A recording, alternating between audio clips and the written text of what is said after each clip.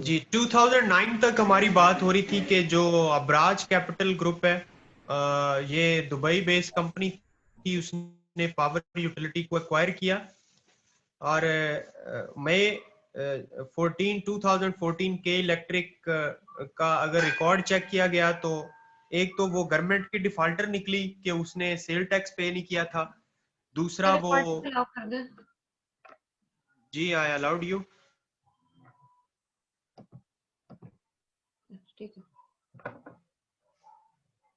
उसके अलावा जो सुई सुदर्शन गैस कंपनी थी उसकी डिफॉल्टर निकली, तो बिलियन ऑफ रुपीस जो है उसकी डिफॉल्टर ये निकली 2014 में जब इसको देखा गया।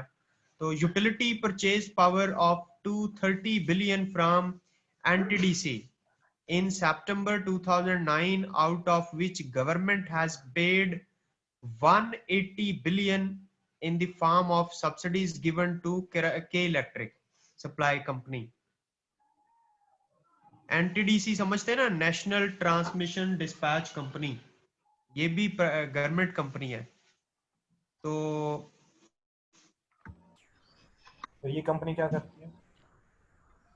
ये नेशनल ट्रांसमिशन डिस्पैच कंपनी है ना, ट्रांसमिशन डिस्पैच कंपनी है ये मतलब जो ट्रांसमिशन हैं, ट्रांसमिशन ही बिछाती है, ट्रांसमिशन लाइंस जो होगी, ठीक है।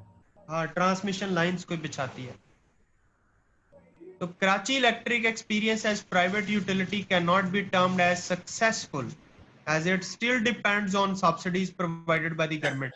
अभी भी के इलेक्ट्रिक जो है वो सब्सिडीज ले रही है, बड़े साई से बहुत सारी वो सब्सिडीज ले रही है, लेकिन आप देख लें, हाल देख लें, जब थोड़ी सी बारिश होती है तो कराची में कितने लोग मरते हैं करंट लगने से, किस तरह की उनकी ट्रांसमिशन लाइंस हैं और कितने कितने घंटे वहां से लोड शेडिंग होती है और गैर एलानिया लोड शेडिंग होती है।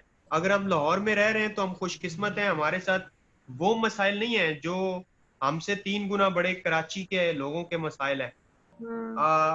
मैं इस चीज का आई विटनेस हूं कि कराची से कई लोग और कई ताजर यहाँ पिछले 10 से 15 सालों में यहाँ पे शिफ्ट हुए हैं, और वो इस वजह से शिफ्ट हुए हैं कि जी वहां पे फैसिलिटीज कम है, वहां पे रश लोगों का ज्यादा है, वहां पे लॉ एंड ऑर्डर सिचुएशन ज्यादा है, वहां पे भत्ताखोरी ज्यादा है, वहां पे गवर्नमेंट हमें नजर नहीं आती, तो हमें कोई वहां पे प्रोटेक्शन नहीं है। तो लोग कराची से मतलब छोटे शहरों की तरफ यानी लाहौर, इसका मतलब फैसलाबाद या पिंडी की तरफ लोग माइग्रेट हुए इस वजह से डरते हुए। तो ये तो एक साइड है कराची। इसका मतलब ये हुआ कि के इलेक्ट्रिक की जो प्राइवेटाइजेशन है वो सक्सेसफुल नहीं रही, आई मीन टू से, क्योंकि पाकिस्तान के मतलब पाकिस्तान के स्पेशल रेफरेंस पाकिस्तान का ही इस्तेमाल होता है जब कभी भी हम प्राइवेटाइजेशन की बात होगी, तो इसलिए हमें पूरी हिस्ट्री देखनी है प्राइवेटाइजेशन टिल 2015 16 17 तक। तो अच्छा, इसके अलावा एक 89 से 93 का एक फेज आया है, तो इसमें लार्ज स्केल प्राइवेटाइजेशन हुई थी, ये पीछे हम डिस्कस कर चुके हैं। डेट वाइज क्रोनोलॉजिकली इसमें थोड़ा बताया हुआ है कि 22 जनवरी 91 में as the primary economic policy by prime minister Nawaz Sharif who came to national power after recording a flight winning victory in 1990 general election. The program was in direct response to Bhutto's nationalization। इनका ये programme था कि भुट्टो ने जो nationalisation की थी उसके anti हमें डी नेशनलाइजेशन करनी है। उसके अलावा denationalisation of banking sector and industries to private sector starting first with MCB limited. तो इन्होंने सबसे पहले एमसीबी से काम शुरू किया उसको प्राइवेटाइज करने।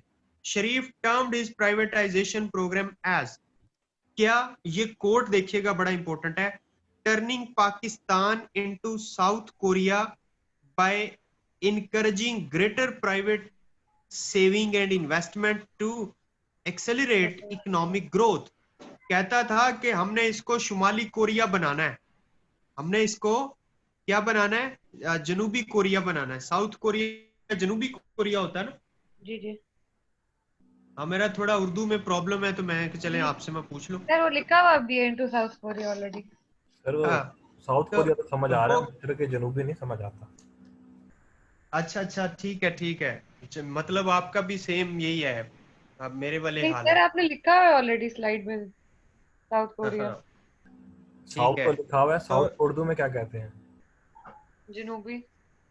हम्म, ठीक है ठीक है, मिस शीजा आप पास हो गई हैं, साउथ को जनूबी कहते हैं, हम भी यही कह रहे थे। तो this phase was promulgated bye Sartaj Aziz.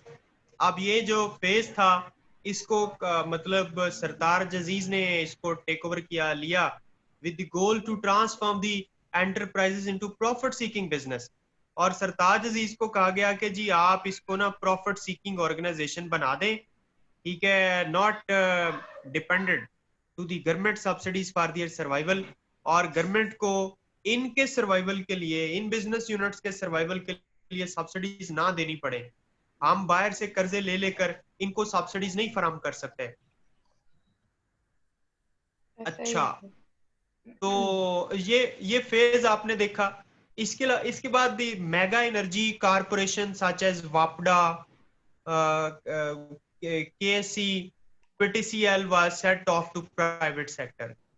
From 90 to 93, around 115 industrial units were hastily privatized. मतलब बहुत जल्दी में उनको उजलत में प्राइवेटाइज कर दिया गया, including the privatization of two major banks, 68 industrial units, and 10% of shares of Sui Northern Gas Pipelines Limited. In 92, the leader of the opposition, Benazir Bhutto, vehemently criticized the whole policy measure program at the public circles, while Commerce Minister Faisal Hayat and Finance Minister Sartaj Aziz enthusiastically projected the privatization as a success phase. मतलब सरताज अजीज ने और फैसल साले हयात ने ये कहा कि जी ये जो हमने प्राइवेटाइजेशन किया है ये बड़ी एक सक्सेस स्टोरी है, और वाकईतन इन्होंने प्राइवेटाइज करके आउटपुट भी लिया था, इसमें कोई शक नहीं है। तो बहरल इन्होंने सक्सेस स्टोरी इसको कहा था। तो बाकी कितनी सक्सेस स्टोरी थी या नहीं थी, वो पब्लिक ने अपने अपने दामन में उसको लिख के रखा हुआ है। हम्म। इसके बाद आ गया सेकंड फेज 93 से सर एक 99 का। बात बता दें, ये पेपर में क्वेश्चन इनके ऊपर किस तरह से आएगा कि बहुत ही कुछ डिटेल्ड नोट लिखना होगा? नहीं यार, ये थोड़ी सी अब हिस्ट्री समझ आनी प्राइवेटाइजेशन चाहिए। बड़ा सीधा, ये बड़ा सीधा सा सवाल है प्राइवेटाइजेशन, और privatisation with reference to Pakistan ही पूछी जाएगी। तो मैं आपको डिटेल में बता रहा हूँ कि प्राइवेटाइजेशन जो है ना पाकिस्तान में कब कब कैसे कैसे हुई, उसके जी जी। बेनिफिट्स क्या हुए और उसके लॉसेस क्या हुए। तो जब भी ये आपसे शॉर्ट में ही प्राइवेटाइजेशन आएगा, के लॉन्ग बारे में में नहीं आ पूछा, सकता। जी लॉन्ग में ही आएगा, लॉन्ग में ही आएगा प्राइवेटाइजेशन। शॉर्ट का नहीं आ सकता, शॉर्ट में। शॉर्ट में कोई इसका लॉजिक नहीं बनता ना, शॉर्ट में इसका कोई लॉजिक बनता नहीं है, प्राइवेटाइजेशन लॉन्ग में ही क्वेश्चन बनता है। हाँ, शॉर्ट में ये कि एमसीक्यू पूछा जा सकता है कि फलां जी प्राइवेटाइजेशन पॉलिसी, मैंने पीटीसीएल की तो सर पास्ट में प्राइवेटाइजेशन इसका पॉलिसी। कोई देखा नहीं है कि प्राइवेटाइजेशन और इसका कोई ना क्वेश्चन। नहीं, पास्ट पेपर में से ऐसा नहीं है कि पास्ट पेपर में से लाजमी क्वेश्चन आए, ये लाजमी नहीं है। आपने पास्ट पेपर्स को आपस में कंपेयर किया है? कितना कोई रेपिटेशन नजर आता है आपको? कुछ कुछ आता नहीं है। ना, बहुत कम, फरूक बहुत कम आता है। और दूसरी बात ये कि कुछ सालों से ये बीच में आउटलाइन भी तो चेंज करते हैं ना। ये सर 2016 में आउटलाइन चेंज हुई है, उसके बाद टोटली करंट सिनेरियोज पे आ रहे हैं क्वेश्चंस। हाँ जी, करंट सिनेरियो पे आ गए हैं, तो इसका मतलब है कि 2016 के बाद की आउटलाइन भी चेंज है। तो इस आउटलाइन के मुताबिक उन्होंने सवाल बनाने ना प्राइवेटाइजेशन का। हम ये तो नहीं कह सकते कि 100% इसमें से लॉन्ग क्वेश्चन आएगा, लेकिन अगर एक्सपेक्टेशन को देखें तो या लॉन्ग क्वेश्चन आएगा या फिर कोई प्राइवेटाइजेशन पॉलिसी के बारे में एमसीक्यू पूछ लेंगे। तो ये इसका मतलब बनता है, इस टॉपिक का जेस्चर ये बनता है। जी ठीक है सर। तो सेकंड फेज है 99 का। Privatisation programme began 93 under disciplined macro economic policy of PM Benazir Bhutto. तो it involves the privatisation of financial institutions. इसमें यानी बैंक शामिल थे, इसमें टेलीकॉम शामिल थी, इसमें थर्मल पावर प्लांट्स भी शामिल थे, इसमें ऑयल एंड गैस सेक्टर भी शामिल था। तो ये असल में इंफॉर्मेशन, ये जो स्टडी आप कर रहे हैं ना, ये आपको इंशाल्लाह बेनिफिट तो देगी ना कहीं पे। जी हाँ सर। जी हाँ जी। बेनजीर बेनजीर इंटरनेट गवर्नमेंट जो है did not privatise all state corporations. तमाम कारपोरेशंस को तो प्राइवेटाइज नहीं किया, specially those who were collecting large revenues abroad. जो बाहर भी अच्छा बिजनेस कर रही थी, उसको उसको उनको प्राइवेटाइज नहीं किया। Only certain industries were privatised which were at the brink of financial collapse. जो मतलब माली तौर पे एक कोलैप्स की तरफ जा रही थी, उनको उसने प्राइवेटाइज कर दिया। The first attempt was made to privatise the UBL, United Bank Limited. पहले ये गवर्नमेंट का था, तो 93 में इसको बेनजीर भुट्टो ने इसको प्राइवेटाइज किया। बट द प्रपोजल मिट with great hostility by the workers union and opposition. बहुत थी, लेकिन उन्होंने प्राइवेटाइज कर दिया। आज तक ये प्राइवेटाइज है।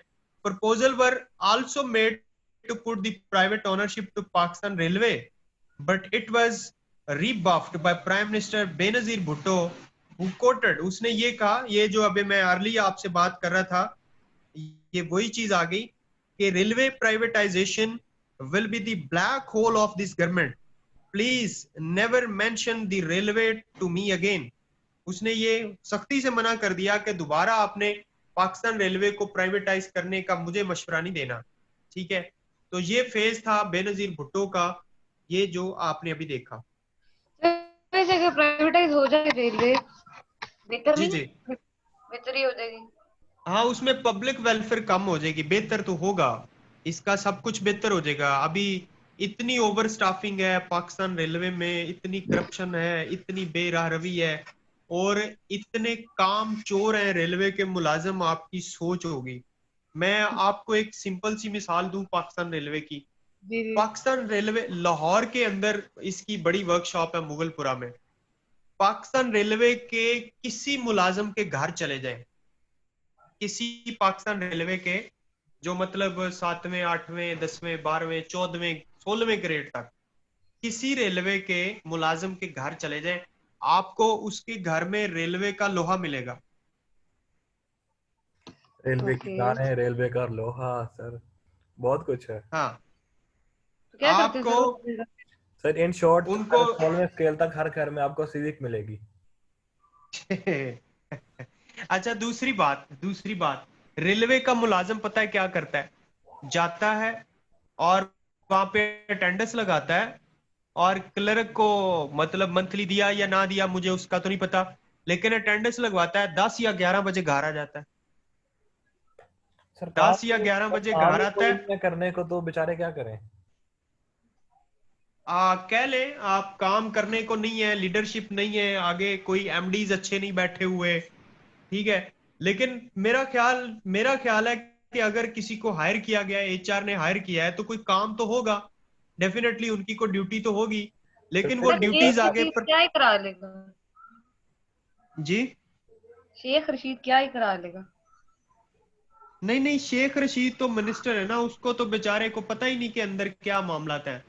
इस इसको मैनेज तो ब्यूरोक्रेसी ने मैनेज करना है ना, जो सर वहां पे ऐसे नहीं रेलवे होता का। कि पता ही ना हो कि अंदर हो क्या रहा है, इनको सबको पता होता है। ठीक है, बिल्कुल आपकी इसमें वजह मतलब आपकी ऑब्जर्वेशन होगी, लेकिन मेरा ये जाती ख्याल है कि ये जो मिनिस्टर्स वगैरह आते हैं ना 4-4 5-5 साल के लिए, इनसे ज्यादा जो वहां पे जो इनके ऑफिसर्स बैठे होते हैं, एमडीज वगैरह, जो चीजों को मैनेज कर रहे होते हैं, जिनका कंट्रोल या होल्ड होता है 15-15 20-20 साल से, 25-25 साल से, उनको ज्यादा पता होता है, वो ज्यादा इसमें जिम्मेदार होते हैं।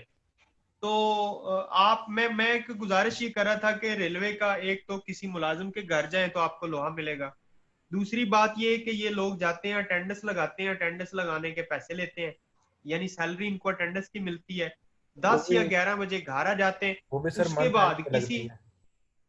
हाँ जी हाँ जी, उसके बाद क्या होता है कि जी ये इन्होंने अपने किसी ने फ्रूट शॉप बनाई हुई है, किसी ने अपना करियाना मर्चेंट बनाया हुआ है, एक्चुअली किसी सर ने यही कोई पॉइंट बिजनेस मैं स्टार्ट। आपसे डिस्कस करने लगा था कि वो डबल डबल जी बिजनेस कर रहे हैं, लोग हायर किए हुए हैं, वो लोग किसी और सूबे में या किसी और शहर में काम कर रहे हैं। जी जी, सेम एज इट इसी इज। तरह ही है। तो ठीक। इसी तरह अब ये देखें कि पब्लिक का पैसा है, पब्लिक के पैसे से सब्सिडी इसको मिलती है, लेकिन रेलवे के अंदर इतना गंद है, इतनी ओवर स्टाफिंग है। चूंकि ये रेलवे वर्कशॉप मेरे रास्ते में आती है, तो मतलब यहाँ से गुजरना, आना जाना, लोगों का फीडबैक, और मेरे मेरे जाती मेरे क्लास फेलो हैं, दोस्त हैं, उनके फादर जो हैं वो कोई 2 साल पहले वो रिटायर हुए हैं, रेलवे के इंजीनियर थे, 2 साल पहले वो रिटायर हुए हैं। तो मैं जाती तौर पे उनको जानता हूँ, मेरे ताल्लुक भी हैं हमसे, कि वो जाते थे सुबह साइकिल पे जाते थे, और 10 बजे या 11 बजे वो वापस आ जाते थे। ठीक है, और हालांकि वो अच्छे खासे मतलब समझदार लोग थे। 10-11 बजे वो घर आ जाते थे, और रेलवे के इंजीनियर, रेलवे वर्कशॉप में इंजीनियर के तौर पे काम करते थे वो। हालांकि इंजीनियर को तो मतलब आए रोज डिब्बे, इंजन खराब हो रहे हैं, इंजीनियर को तो फुर्सत ही नहीं मिलनी चाहिए। वो 10-11 बजे घर आ जाना। और एक उनकी फ्रूट शॉप थी, एक उनकी करियाना की दुकान थी, और इसी तरह कोई और उनके बिजनेस थे। ठीक है, वो शाम तक उनको संभालते थे। लेकिन रेलवे की ड्यूटी जो है 10 से 11 बजे तक उनकी होती थी, हद 11 बजे वो घर आ जाते थे। तो ये सूरत हाल मैंने अपनी आंखों से देखी। ऐसे रहेगी है सर। सर सर तो बस रेलवे इस। या डब्बा कोई खराब हो के आया है या इंजन कोई खराब हो के आया है, सर वो तो जी खड़ा रहेगा जब तक आप उसके पार्ट्स नहीं मंगवा के देंगे या उस पर खर्चा नहीं करेंगे। गवर्नमेंट खर्चा नहीं करती, वो वैसे खड़े रहते हैं। हाँ, नहीं, उसमें उसमें ये होता है कि इनके पास टूल्स वगैरह होते हैं, और ये उन्हीं पुर्जों को रिपेयर भी कर सकते हैं, जो इंजीनियर्स होते हैं ना, सर कितनी की उन्हीं दफा पुर्जों रिपेयर को करेंगे रिपेयर। सर। जब इलेक्ट्रिक इंजन थे तब रेलवे मेरी जो रिसर्च के अकॉर्डिंग सही जा रहा था। हम्म। जैसे ही ये बिजली का मतलब लोड शेडिंग स्टार्ट हुई है, रेलवे जो इलेक्ट्रिक इंजन वो उन्होंने रोक दिए हैं। ठीक है, जी। उसके बाद रेलवे की वायर्स भी चोरी हो गई हैं। टोटल वो हम्म। अरबों खरबों की वायर्स थी टोटल, लाहौर से कराची तक वो सारी गायब हो गई है, इसके पोल्स गायब हो गए हैं।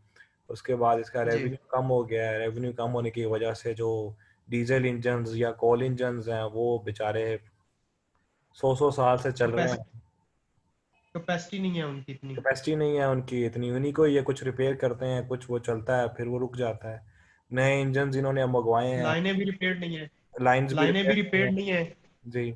जब जो 60 से स्पीड ज्यादा होती है, 60-70 से ज्यादा होती वो है, तो बोगियां उतरने का खतरा होता है। जी सर, वो ट्रेन जो है ना वो पटरी से उतर जाती है। इसके अलावा अब हाँ इन्होंने जी। इसमें पैसे लगा के नए इंजन मंगवाए हैं, नया रेलवे ट्रैक बिछाया है, नए डब्बे बनवाए हैं, किसके लिए? सिर्फ कोल प्लांट्स के लिए। हम्म।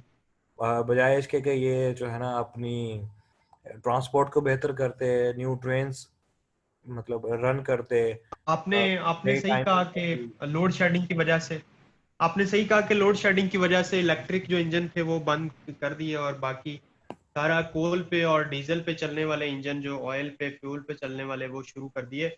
लेकिन 100% पहले भी इलेक्ट्रिक पे नहीं थे, कुछ इंजन, मतलब कम इंजन की रेशो जो थी वो इलेक्ट्रिक पे थी, और ज्यादातर जो थे वो फ्यूल वो पे चलते थे या वो फास्ट कोल थे पे सर, चलते थे। रेल जो थे ना इलेक्ट्रिक इंजन वो फास्ट थे डीजल इंजन से।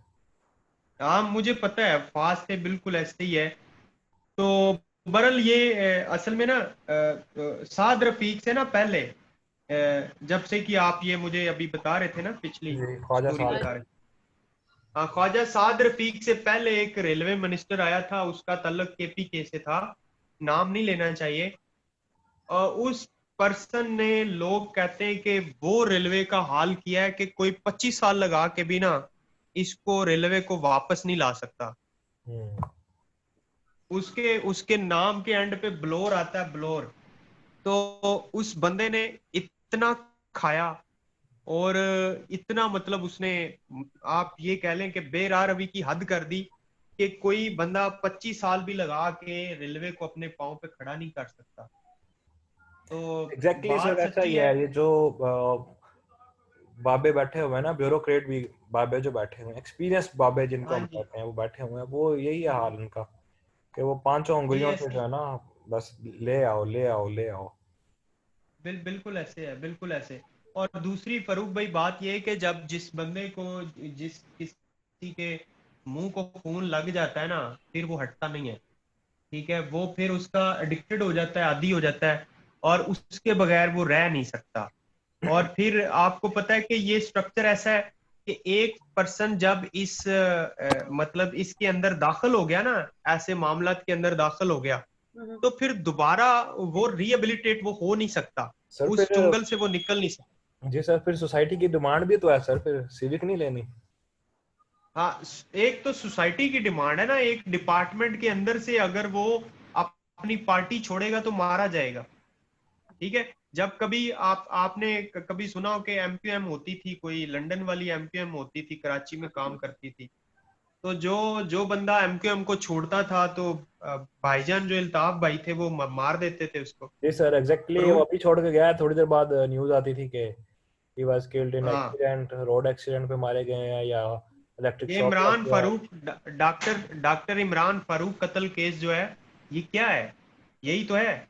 वो पार्टी को छोड़ रहा था तो उसने उसको लंदन बुलवाया, और लंदन बुलवा के उसे मरवा दिया चाकुओं से। ठीक है, वो आजकल वो कत्ल जो है वो ऑलमोस्ट साबित है उसके ऊपर। तो इस तरह होता है, मतलब जब आप किसी, मतलब किसी गंद में आप चले जाते हैं ना, तो फिर उससे निकलना बड़ा मुश्किल होता है। तो चले बरल, लंबी बातें हैं ये। इसके अलावा अजीज जो है, it defined is privatisation. Sartaj Aziz की बात हो रही है। Programme as these institutions viable while they were on the verge of collapse। Sartaj Aziz ने ये कहा था कि हमने इनको प्राइवेटाइज इसलिए किया क्योंकि ये तबाही के दहाने पर थे। Aziz privatisation programme subsequently improved the country's growth. हाँ, बेहतरी हुई थी, 6.4% से 8.6% ईयर। इन्फ्लेशन रेट ड्रॉप्ड 3.5% तक, जो इन्फ्लेशन रेट ड्रॉप हुआ 11 to 12% इन 1990। 1990 में 11 से 12% उस वक्त भी इन्फ्लेशन था। इन्होंने 3.5% तक इसको कम किया।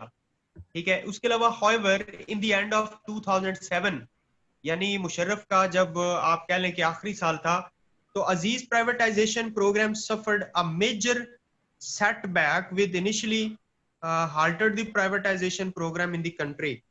तो एक सेटबैक हुआ प्राइवेटाइजेशन की वजह से।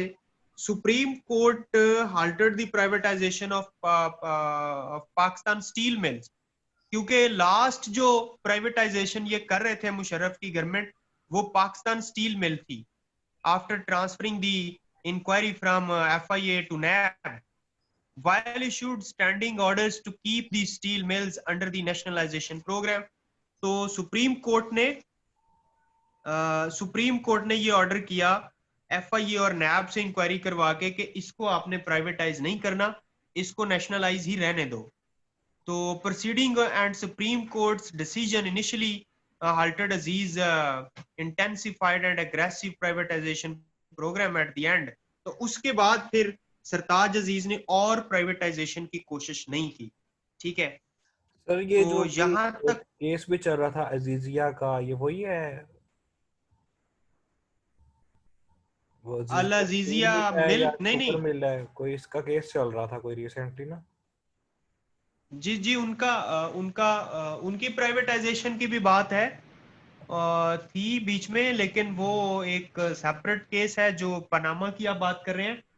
उसके अलावा ये तो एक स्पेशल केस था, सुप्रीम कोर्ट में इसकी वो हुई, बल्कि सुप्रीम कोर्ट ने सो मोटो लिया था इस पे ना, जब ये पाकिस्तान स्टील मिल की प्राइवेटाइजेशन कर रहे थे सरताज अजीज साहब। तो हम्म। उसमें उन्होंने सो मोटो लिया था और उन्होंने कहा था जी पाकिस्तान स्टील मिल को आप प्राइवेटाइज नहीं कर सकते। तो बाकी जो अल अजीजिया का जो केस है वो सेपरेट चीज है। यहाँ पे जो बात हो रही है वो हम इसी की सिर्फ कर रहे हैं। जी ठीक है सर। और इसके अलावा कंक्लूडरी, अगर हम कंक्लूजन पे जाएं तो बातें और भी हैं काफी, लेकिन अगर हमें कंक्लूड करना है इस चैप्टर को हमने क्लोज भी करना है। The perception that a change in the ownership is only solution to turn around loss making enterprises is not always true, and it seems irrational that instead of tackling corruption the state should tell public assets to the private sector। देखो जी, आप सिर्फ ये देखें कि जी ये profit नहीं दे रहे और सब्सिडीज जा रही हैं, तो ये यहाँ से प्रॉफिट नहीं हो रहा, बेहतरी की तरफ नहीं हो रहा, तो हम इसको प्राइवेटाइज कर दें। मेयर ये इसका सोल्यूशन नहीं है कि आप हर जो पब्लिक जो आपका अदारा है उसको आप प्राइवेटाइज करते जाएं, बल्कि आपको करना ये चाहिए कि आपको लेजिस्लेशन करनी चाहिए, लॉज ऐसे बनाने चाहिए कि भाई जो ओवर स्टॉफिंग है बाय लॉ वो नहीं होगी, इसमें जो मतलब केयरलेसनेस है स्टाफ की वो नहीं होगी, बकायदा तौर पे अकाउंटेबिलिटी होगी, करप्शन को रोका जाएगा, ओवर स्टाफिंग को रोका जाएगा। जिन मसाइल की वजह से कोई पब्लिक जो कारपोरेशन है या पब्लिक इंस्टीट्यूट है, वो फाइनेंशियल हो या कोई भी हो या ट्रांसपोर्टेशन का कोई कंपनी हो, वो करप्शन की वजह से, ओवर स्टाफिंग की वजह से या अपनी लेस एफिशिएंसी की वजह से जब वो ऐसे कर रही हो, तो उसके बारे में उसके लिए लेजिस्लेशन होनी चाहिए, कानून साजी होनी चाहिए, वो चीजों को रोकना चाहिए बजाय इसके कि हमें प्राइवेटाइजेशन कर देनी चाहिए। सर इसके अलावा कुछ पैट्रियोटिक स्ट्रॉन्ग ब्यूरोक्रेट होने चाहिए, जैसे मिशिज़ हैं, इन जैसे ब्यूरोक्रेट बैठे हो, जो उनके सेक्रेटरीज बैठे हो उसके नीचे बैठे हो, ताकि वो मॉनिटर कर सकें, न्यू पॉलिसीज लेके आ सकें, इसके अंदर इसके रिफॉर्म्स लेके आ सकें, लोगों से काम करवा सकें। बिल्कुल ऐसे। और मैं आपको बताऊं, जिंदगी का मजा भी इसी में है कि आप पैट्रियोटिक जिएं, क्योंकि पैसा तो आने जाने वाली चीज है। बिल्कुल सर। और पैसा तो जो है, आप जब कोई इंसान मरता है तो कफन के ऊपर जेबें तो नहीं लगी होती। बिल्कुल सर। हमने कौन सा कब्रों में पैसा ले जाना होता है, लेकिन पैट्रियोटिक से आपको ऐसी फेम मिलती है कि आप दुनिया से चले जाते हैं पर आपका नाम नहीं जाता। बिल्कुल सर। आप देखें, कायदे आजम ने अगर पैट्रियोटिक दिखाई तो वो चले गए, लेकिन आज अगर कोई उसकी कब्र पे कूदे तो हम उस पे केस करवा देते हैं, तेरी ऐसी की तैसी, तूने कायदे आजम के मजार की बेहुरमती की है। ठीक है, आज अगर इलामा इकबाल ने पैट्रियोटिक दिखाई, वो काम कर गया, दुनिया से चला गया, लेकिन उसकी शायरी पूरी दुनिया के लिए, रहती दुनिया के लिए मिसाल बन गई, और आज भी हम उसकी नज़में और उसके तराने पढ़ते हैं, उसके कामों को हम अप्रिशिएट करते हैं। ठीक है, इसी तरह आप जितने भी पैट्रियोटिक्स हमारे देखें, जिन्होंने भी अच्छा काम किया उनके नाम जिंदा है। ठीक है, और उनकी नस्लों की लोग इज्जत करते हैं कि यार ये फलां खानदान से है, ये फलां खानदान से है। तो ये चीजें जो होती है ना, पैट्रियोटिक बड़ी चीज है अगर कोई समझे तो इसको। प्राइवेटाइजेशन जो है, आगे फर्दर हम बात करें तो is an attempt to eliminate corruption. Overall भी देखा जाए तो जो न्यू यूथ आ रही है वो मतलब ज्यादा पैट्रियोटिक है अपने मुल्क के लिए, ऐसी है। वो सीजनल चेंज भी हो जाती है, जैसे कोई ईद आती है या 14 अगस्त आती है तो सारे जी आज़ादी मनाने लग जाते हैं, ईद आती है तो ईद मनाने लग जाते हैं, शबरात आती है तो शबरात मनाने लग जाते हैं, मुहर्रम आता है, मुहर्रम में वो मतलब सारे इकट्ठे हो जाते हैं। हाइब्रिड हो गए ना सारे, हाइब्रिड हो गया है इसी जैसा कुछ। लेकिन वो अपने मुल्क के लिए वाकई सर जो न्यू यंग जनरेशन आ रही है वो बहुत डिफरेंट है ओल्ड जनरेशन से। बिल्कुल ऐसे ही है। इसका सिर्फ यही सोल्यूशन, मतलब इसका ये हुआ ऐसा क्यों है, पहले ऐसा क्यों नहीं था? क्योंकि लिटरेसी रेट बढ़ रहा है, लोगों में अवेयरनेस आ रही है, और लोग जो है ना पहले से ज्यादा समझदार है। ठीक है, पहले ये होता था एक साजिश के तहत। आप ये देखें कि जो श्रीलंका है, श्रीलंका हमसे कुछ ज्यादा तो पढ़ा लिखा मतलब हमसे ज्यादा अमीर मुल्क तो नहीं है। श्रीलंका के पास कोई ज्यादा रिसोर्सेज है पाकिस्तान से? नहीं सर, हमारे जैसा मुल्क है ना, लेकिन श्रीलंका में 100% लिटरेसी रेट है। वहां पे हर बंदे के पास वो पढ़ा लिखा अवेयरनेस है। यहाँ पे उसी तरह का हमारा कंट्री है, वही उसी टाइप का, लेकिन यहाँ पे गवर्नमेंट कहती है कि जी हमारा 60% लिटरेसी रेट है, तो 60% तो गवर्नमेंट कह रही है। नाम लिखना आता है वो लिटरेट पीपल है, जिसको साइन करने आता है वो पढ़ा लिखा इंसान है। हाँ, तो असल अगर आप ओरिजिनल लिटरेसी रेट निकालें तो वो तो 20 से 25% निकलेगा, बाकी सारे अनपढ़ है। और फरूक भाई एक साजिश के तहत इस पाकिस्तान के अंदर पब्लिक को, मतलब उसको इलिटरेट और अनपढ़ रखा जा रहा है एक साजिश के तहत, कि अगर ये अवेयरनेस इनमें आ गई, ये पढ़े लिखे हुए, तो इनकलाब ना आ जाए। जो जो चंद एक 10-15 खानदान है पाकिस्तान में कमाइयां कर रहे हैं, उनकी रोटियां ना बंद हो जाएं। ठीक है, तो अब ये है कि बेहतर हो रहा है, सिचुएशन बेहतर हो रही है, अल्लाह करे इसी तरह ही लोग जब पढ़े लिखे आएंगे, अवेयरनेस आएगी, तो जारी बात है बेहतरी भी आएगी इंशाल्लाह। तो स्टेट और जितनी भी एंटरप्राइजेज हैं उनको सेल नहीं करना चाहिए। इनका सोल्यूशन यही होता है कि आप जो लेजिस्लेशन करें, कानून पास करें, जो उसके अंदर नेग्लिजेंस है उसको पकड़ें, करप्शन को पकड़ें, ठीक है, ओवर स्टाफिंग के रूल्स बनाएं आप। ठीक है, तो ये चीजें आपने जब कभी भी आपने डिसीजन लेना है, अगर आपको इस तरह की कुछ सीट मिलती है, तो ये नॉलेज, जो बेसिक नॉलेज आपके पास होना चाहिए।